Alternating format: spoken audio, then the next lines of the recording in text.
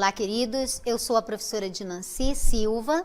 Sejam bem-vindos à nossa aula de língua portuguesa 228. Nós vamos tratar aqui do romantismo no Brasil. E você não pode sair daqui sem entender três, na verdade, muito especiais, que é o romantismo no Brasil, a chegada do romantismo aqui no Brasil, alguns aspectos do contexto histórico em que surge o romantismo no Brasil e característica de algumas das gerações românticas. Feito? Vamos lá. Então, vamos entender um pouquinho. Vamos entender que o romantismo chega no Brasil num momento assim de muitas mudanças, um momento conturbado que vivia o país, né? Nós temos então aí que o romantismo, ele se propunha a exaltar as características nacionais, a estabelecer uma identidade brasileira. E nós temos então, nesse contexto, uma lusofobia, né? Uma repulsa pelas coisas que eram do estrangeiro, que eram da Europa, que eram de Portugal. Os autores queriam estabelecer a identidade brasileira, né?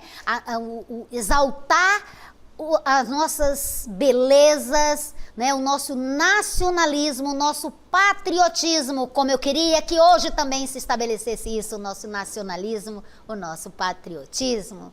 Muito bem, então, ainda, né, em relação ao romantismo, o que ele se propõe, não é? Nós temos esse sentimento, no primeiro momento, esse sentimento de amor à pátria, esse nacionalismo, né? Esse sentimento de grandiosidade, de exaltação das nossas belezas, do que é nosso, do nosso território, né? De tudo aquilo que compõe a nossa fauna e flora, do que é nosso, das nossas belezas, né? Do que caracteriza o nosso povo, essa hospitalidade, esse jeito de ser. Então, os autores, nas suas obras, eles queriam externar isso, essa identidade brasileira, e eles vão eleger, para isso, né, alguns símbolos para constituir essa nossa identidade brasileira, que vai ser exatamente o índio, né? O índio é um dos elementos, né? Que simboliza a nossa pátria, o que é nosso, né? A nossa fauna, a nossa flora também são elementos eleitos para expressar essa grandiosidade, esse nacionalismo, esse amor à pátria, correto? Cada geração do romantismo tem, né, as suas características próprias, não é? Mas todas elas ainda continuam com um amor à pátria, ok? Vamos lá, então, vamos conhecer um pouco mais desse contexto. Quando o romantismo se estabelece no Brasil, chega no Brasil, né, nós temos aí alguns eventos importantes. Pode colocar? Nós temos então, no Rio de Janeiro, a chegada da corte imperial, né? A corte chega no Brasil fugindo de Napoleão Bonaparte, né? E se estabelece no Rio de Janeiro, que passa a ser a sede do Império. Lembra do Império Português, né? E do Brasil. Então nós temos aí a partir da chegada da corte no Brasil, nós temos algum desenvolvimento, nós temos eventos que vão se estabelecendo, como, por exemplo, o desenvolvimento do comércio, mercadorias, ideias. Nós temos, quando a corte chega, né, com todo aquele aparato, com todos os seus serviçais, a sua corte, os nobres, eles trazem consigo também aquilo que eles precisam, que eles tinham em Portugal, que eles vão trazer para o Brasil. Então, eles vão trazer também, né, os elementos que eles precisam. Nós temos aí, então, o surgimento, né, de teatros, de bailes, né, as ruas vão ficar movimentadas, né, o surgimento de escolas. Há todo um desenvolvimento que vai surgir a partir da chegada da família real, né? Então, gente, o romantismo, ele tem a poesia e a prosa e ainda temos o teatro. Correto? Daí você viu que tem o teatro aí? Então, o surgimento do teatro. O teatro brasileiro vai surgir aí, o verdadeiramente nacional, né? Porque lá no Barroco nós tínhamos também, e até no quintismo, né? Os padres usavam o teatro para evangelizar e tudo, nós tínhamos peça de teatro. Mas aqui no Romantismo nós temos o surgimento do teatro, realmente como ele deveria ser, o teatro brasileiro. Então, nós temos a poesia, que vai se subdividir em 3 gerações, primeira, segunda e terceira. Nós temos a prosa, que vão ter 4 gerações, né? E nós temos o teatro. Hoje nós vamos trabalhar alguns aspectos da poesia. Então, a primeira geração poética, romântica, ela vai ser marcada pelo quê? Vamos compreender? Olha aí. Nós temos então aí a primeira geração, que também é chamada de nacionalista ou indianista. Nacionalista, isso é importante você gravar, tá? Nacionalista e indianista. Por quê, gente? Ai, Jesus. Indianista, tá? Isso aqui é um A. Indianista. Olha. Então, essa primeira geração romântica, ela também vai ser chamada de nacionalista ou indianista. Falou na primeira geração romântica, você vai, a primeira geração nacionalista ou indianista, você vai entender que está se tratando da primeira geração. O foco dessa primeira geração, da geração nacionalista indianista, né? O que a caracteriza é exatamente esse nacionalismo, esse amor à pátria, né? Ao que é nosso, a busca pela identidade brasileira, né? Porque até então todos os nossos modelos eram europeus, mas agora nós queremos estabelecer uma identidade nossa. Então, nós queremos destacar o que é nosso, o amor à nossa pátria, o nacionalismo, o indianismo, caracteriza a primeira geração romântica, né? Então, nós temos aqui as paisagens, a natureza europeia, né? As paisagens brasileiras, elas vão estar em oposição às paisagens da natureza europeia. Tudo aqui nosso é melhor, é muito mais bonito que na Europa, que as paisagens europeias. Isso aqui é o novo mundo, isso aqui é o paraíso, certo? Isso aqui é o paraíso perdido. Então, isso é um livro, né, que retrata, sim, da descoberta do novo mundo, e eles retratam, então, a América como o paraíso perdido. E o Brasil tem essa natureza exuberante, né? Essa fauna e flora que não tem na Europa, não tem similar, não tem igual. Tanto é que os poetas vão cantar: minha terra tem palmeiras onde canta o sabiá. As árvores que aqui gorjeiam, não gorjeiam como lá, certo? Tudo aqui é nosso, é muito melhor. Você já ouviu o hino nacional brasileiro? Lá tem alguns trechos de um desses poemas, né? Que aqui tem mais flores, aqui tem mais beleza, aqui tem tudo demais. Nosso povo, tudo é melhor. Então, a primeira geração é marcada por esse nacionalismo, essa exaltação da nossa pátria, da busca da nossa identidade. E o índio, então, vai ser esse elemento, né, um dos elementos escolhidos para simbolizar a nossa pátria, a nossa identidade brasileira, certo? Então, você que é indígena tem que ter muito orgulho de ser indígena. Eu tenho muito orgulho da minha parte indígena, gente. Todo o povo brasileiro tem que ter, porque nós já fomos até escolhidos como símbolo da nossa pátria, né? O homem gentil, né? Aquele nobre, certo? É esse aqui, é o índio personalizado, né? Simboliza aquele guerreiro medieval, o índio.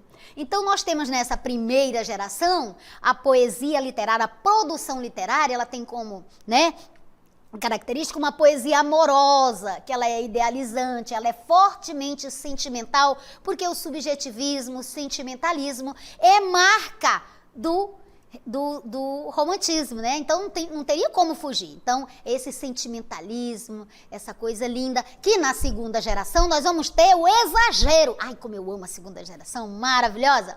Então, olha aqui, Já vamos para a segunda geração. O que caracteriza essa geração? Você precisa lembrar de alguns aspectos. Não pode sair dessa aula sem lembrar esses aspectos, ok? Segunda geração, ela tem um nomezinho, ela é também chamada de a geração condoreira, né? Era a geração da exaltação, né?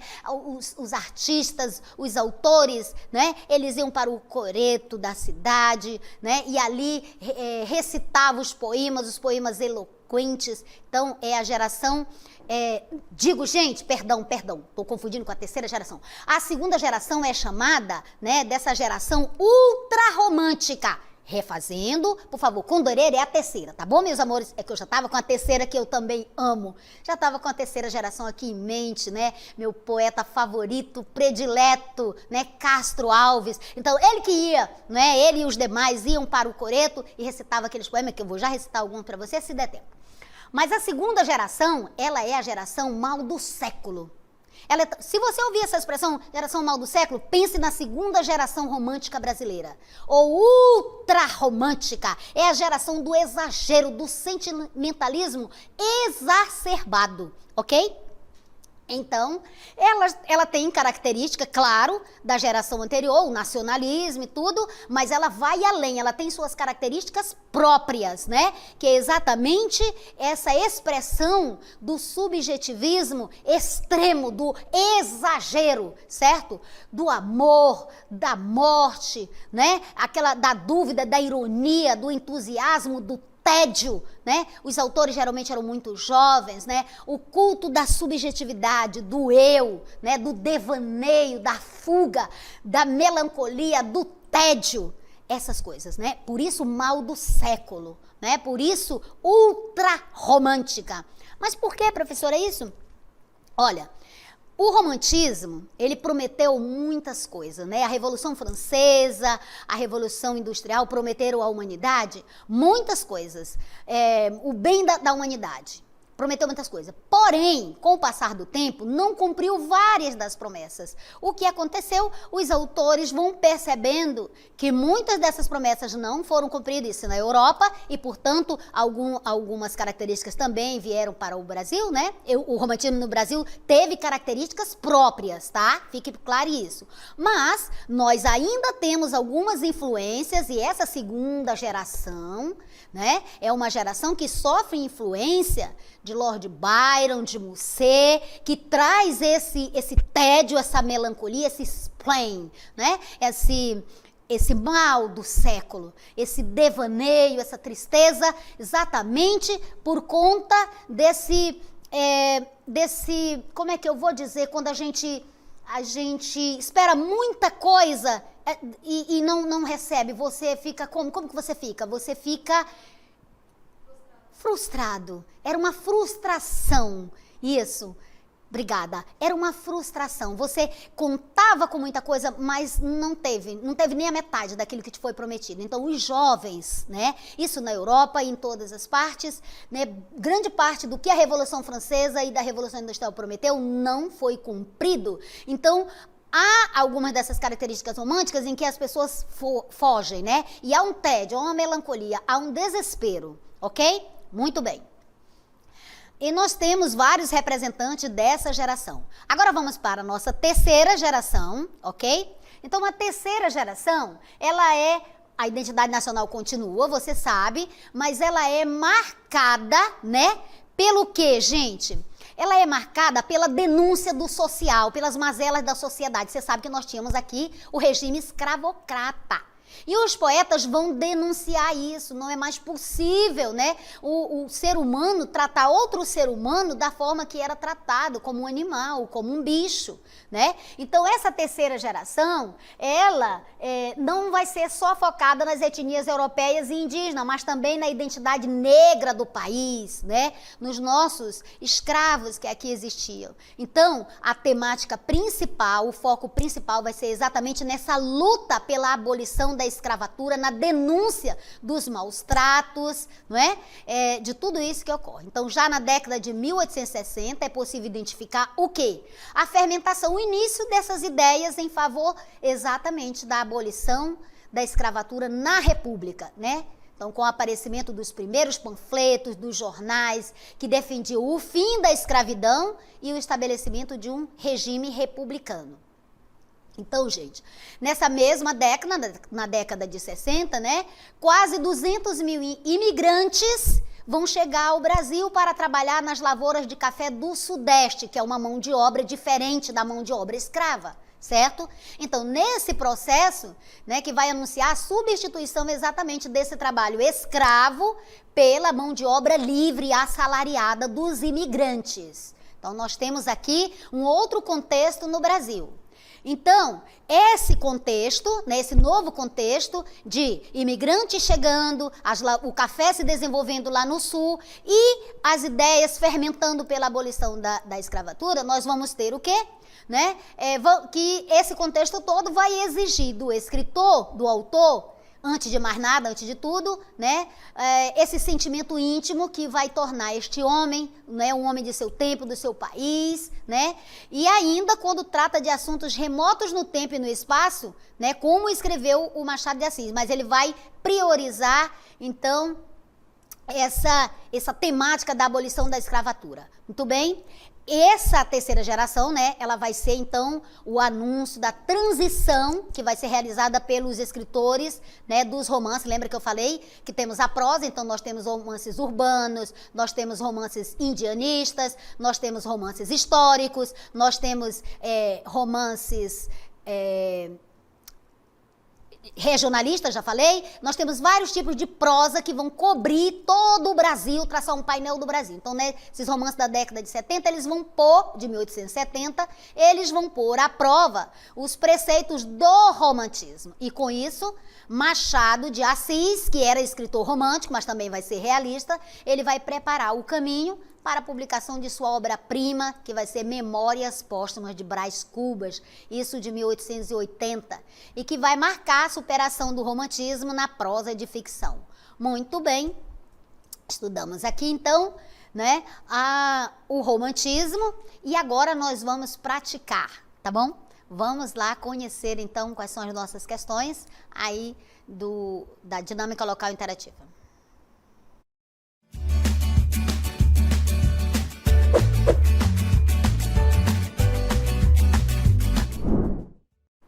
Olha aí, gente. Primeira questão. Poderíamos sintetizar uma das características do romantismo pela seguinte aproximação de opostos, né? Letra A, aparentemente idealista, foi na realidade o primeiro momento do naturalismo literário. Letra B, cultivando o passado, procurou formas de compreender e explicar o presente. Letra C, pregando a libertação formal, manteve-se presa aos modelos legados pelos clássicos. Será, gente? Nós falamos disso? Não, né? Letra D. Embora marcado por tendências liberais, opôs-se ao nacionalismo político. Será? Letra E. Voltado para temas nacionalistas, desinteressou-se do elemento exótico, incompatível com a exaltação da pátria. Será? Você vai analisar uma por uma. E já temos a questão de número 2, que diz assim: assinale a alternativa correta. A poesia brasileira do romantismo do século XIX pode ser dividida em 3 fases: a poesia da natureza e indianista, a poesia individualista e subjetiva e a poesia liberal e social. Letra B, 2 fases, a histórica e a indianista. E a fase subjetiva e individualista. Letra D, 3 fases, a subjetiva, a nacionalista e a experimental. Letra D. 4 fases, a histórica, a de crítica nacionalista, a experimental e a subjetiva. E letra E, 2 fases, a amorosa e sentimental e a fase nacionalista. Olha, essa aí não tem como errar. Eu volto já já para conferir seu trabalho. Faça isso.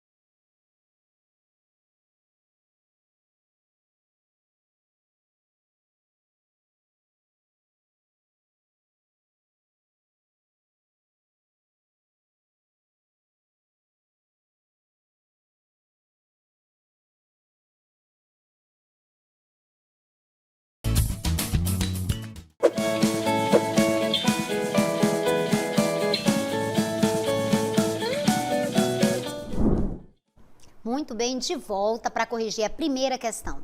Primeira questão, então, nós temos aí. Poderíamos sintetizar uma das características do romantismo pela seguinte aproximação de opostos. Gente, o romantismo tem muitas características, certo? A questão se propõe a sintetizar numa delas, né? Então, qual dessas alternativas aí nós poderíamos sintetizar? Vamos lá? Já vamos, então, marcar para você aqui a letra B. Eu vou marcar aqui a letra B, correto? Olha aí.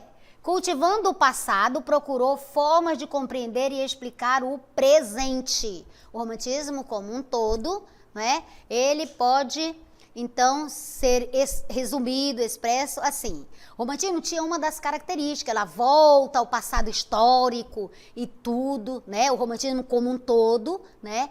Porque no passado, né, se considerava que se era mais feliz e tudo, com os problemas decorrentes da Revolução Francesa, da Revolução Industrial, que nasceu o cidadão, mas a miséria continuou, né, os problemas sociais se avolumaram, então há uma saudade do passado histórico, uma fuga para esse passado histórico, e na segunda geração romântica, que é a chamada ultrarromântica, a byroniana, há uma fuga para a fuga das fugas, que é a fuga para a morte, né? Essa desilusão, essa frustração, né? Quando se promete muito e não se obtém, não se consegue atingir aquilo que foi proposto, aquilo que foi prometido. Então, o ser humano tem um nível, né, de frustração, de fracasso. Ele se sente frustrado, fracassado, desiludido. Então, essa desilusão, né, pode ser entendida dessa forma, empreendia, né, essa fuga para o passado histórico, né? Ainda os valores do passado, alguma coisa do passado, mas o presente, estão conciliando isso, né? Com forma de compreender e explicar o presente, o momento atual. Vamos então para a questão de número 2, assinale a alternativa correta, né? Então, eu quero que você me diga o que é correto em relação à poesia brasileira do romantismo do século XIX, pode ser dividida em, eu quero saber, né, de você. Falei da poesia, expliquei as fases em que ela foi dividida e características de cada uma delas. E é isso que você tinha que ter, então, percebido. Vamos, então, para a nossa resposta. Olha só, a poesia brasileira, ela pode ser dividida em 3 fases, correto? Vamos, então, ver quais são essas fases, o que marcaram essas fases. Então, a primeira fase, né, que é a poesia da natureza, indianista, nacionalista, né? A poesia individualista e subjetiva, né, que marca a poesia da segunda geração, e a poesia liberal e social, que é a marca da terceira geração romântica. Então, eu tenho aqui, na questão de número 2, a resposta é a letra A. Muito bem. Então, a poesia do romantismo, ela pode ser dividida nessas 3 fases, caracterizadas exatamente por essas marcas, né? A primeira, nacionalista indianista, certo? E a segunda, né, que é a mal do século, aquela o subjetivismo extremado, né, o sentimentalismo exacerbado. Muito bem. E a terceira geração, que é a geração da poesia social libertária condoreira, cujo poeta maior é o meu preferido, Castro Alves. Não tivemos tempo de recitar um poema para você aqui, que é o que eu mais gosto, chamado Navio Negreiro, mas eu convido você a ler este poema, tá? É muito lindo, gente. Nos encontramos numa próxima aula, se Deus quiser. Espero que você tenha gostado, tenha aprendido alguma coisa. Tá bom, meus amores? Beijo no coração e a gente se encontra num outro momento.